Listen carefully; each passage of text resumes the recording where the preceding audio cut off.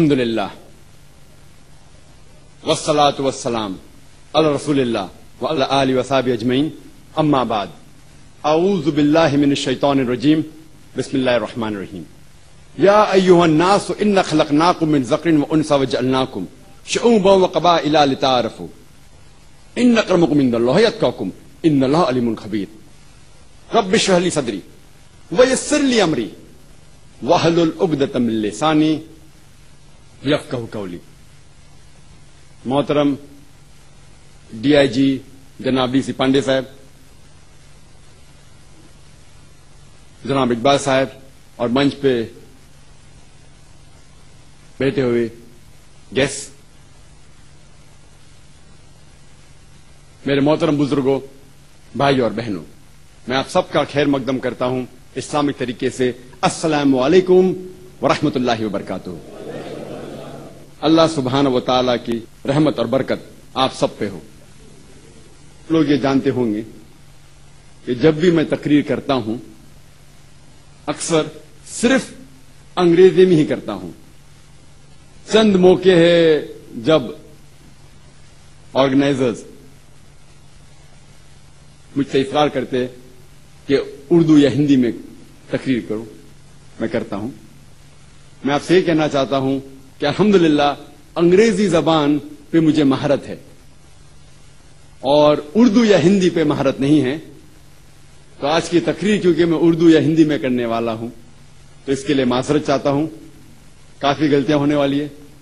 عام طور پہ جب میں تقریر کرتا ہوں انگریزی میں بھی جتنی غلطیاں ہیں شیطان اور مجھ سے ہے، حق کی بات اللہ سبحانہ تعالیٰ کی طرف سے ہے، لیکن آج کیونکہ خصوصاً مجھے کہا گیا ہے کہ ہندی یا اردو میں تقریر کروں، اسی لیے میں تقریر کے شروعات میں آپ سے معذرت چاہتا ہوں۔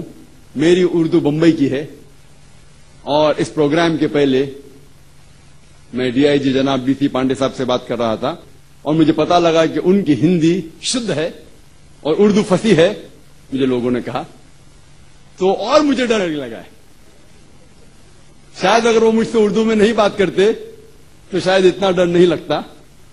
ان کی انگریزی بھی ماشاءاللہ اچھی ہے کیونکہ انگریزی پہ مجھے مہارت ہے، انگریزی میں بات کرنے کو مجھے کوئی تکلیف نہیں ہوتی، لیکن کیونکہ آرگنائزرز نے مجھ سے اصرار کیا کہ صرف اردو میں بات کرنا چاہیے، اسی لیے میں کوشش کروں گا انشاءاللہ، اور غلطیاں جو ہوں گی اس کے لیے معذرت چاہتا ہوں۔ آج کی تقریر کا موضوع عالمی بھائی چارہ۔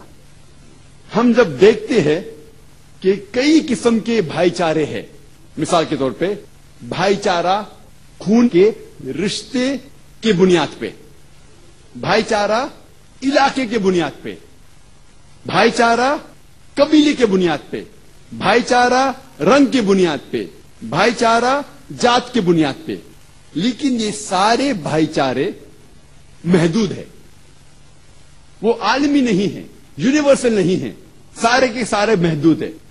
اسلام عالمی بھائی چارے میں یقین رکھتا ہے اور اسلام یہ نہیں مانتا کہ انسان اونچے یا نیچے درجے میں پیدا کیا گیا، جو کاسٹ سسٹم اور different levels of human being ہیں اس میں انسان نہیں پیدا کیا گیا۔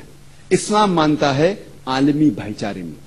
اور اس تقریر کے شروع میں میں نے قرآن مجید کی ایک آیت کی تلاوت کی جو سورہ حجرات سورہ نمبر 49 آیت نمبر 13 میں سے، جہاں اللہ سبحانہ تعالیٰ فرماتے یا ایھا الناس انا خلقناکم من ذکر وانثی وجعلناکم شعوبا وقبائل لتعارفوا ان اکرمکم عند اللہ اتقاکم ان اللہ علیم خبیر، جس کے معنی ہے اے انسانوں، آپ کو ہم نے ایک جوڑی سے پیدا کیا، مرد اور عورت کی جوڑی سے، اور آپ کو تقسیم کیا ہے قبیلوں میں تاکہ آپ ایک دوسرے کو پہچان سکو، نہ کہ آپ ایک دوسرے سے نفرت کرو یا جھگڑ سکو۔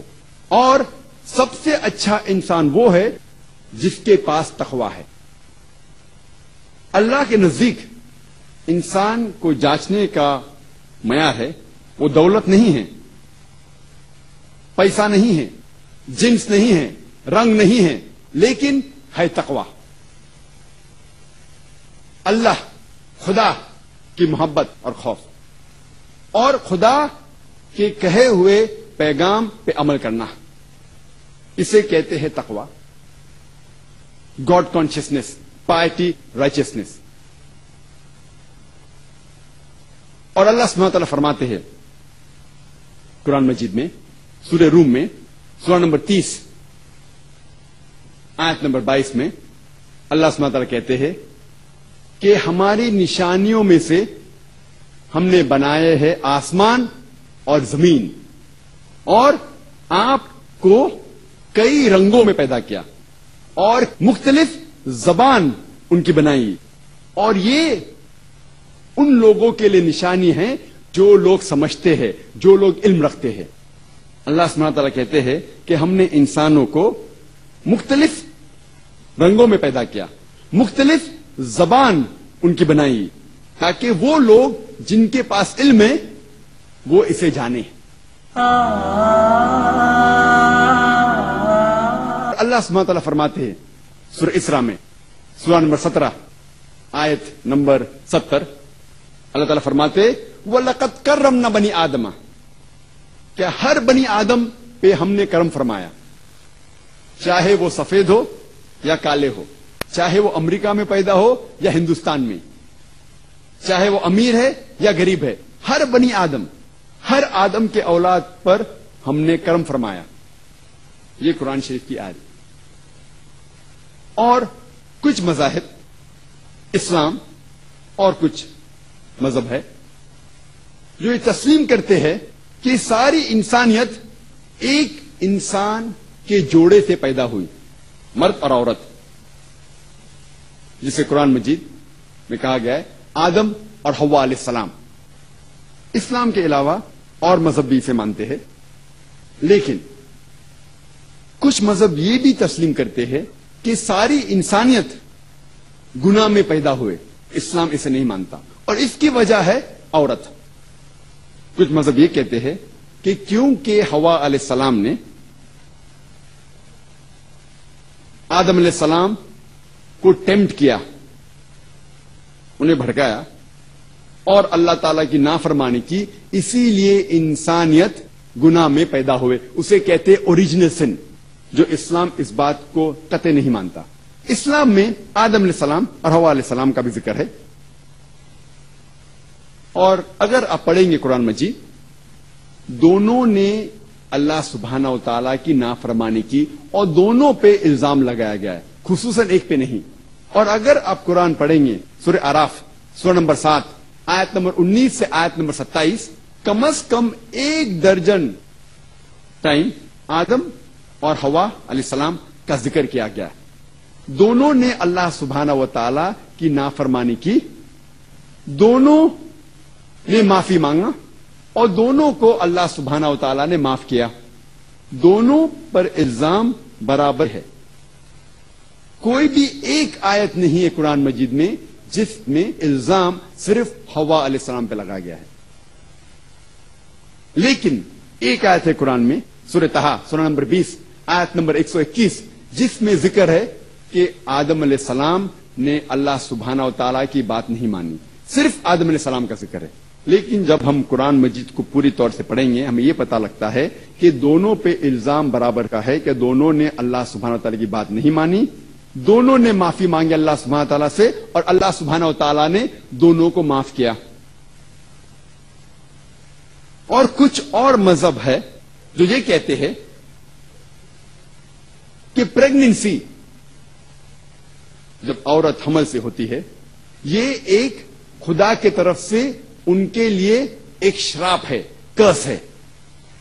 اور دوسری مذہب کی کتاب میں لکھا ہوا ہے کہ this is a curse on the woman that she shall be labour pains, اور وہ بہت تکلیف سے بچے کو جنیں گی. دیگر مذاہب کے حساب سے عورت کے اوپر شراپ ہے، اور حمل سے جب وہ بچے کو جنمیں گی اور پیدا کریں گی اس کو تکلیف ہوگی، یہ اس کے لیے شراپ ہے. اسلام قطعی اس کو نہیں مانتا. اسلام کے نزدیک عورت کا درجہ حمل کی وجہ سے اونچا ہوتا ہے. Due to pregnancy the status of the woman is reason.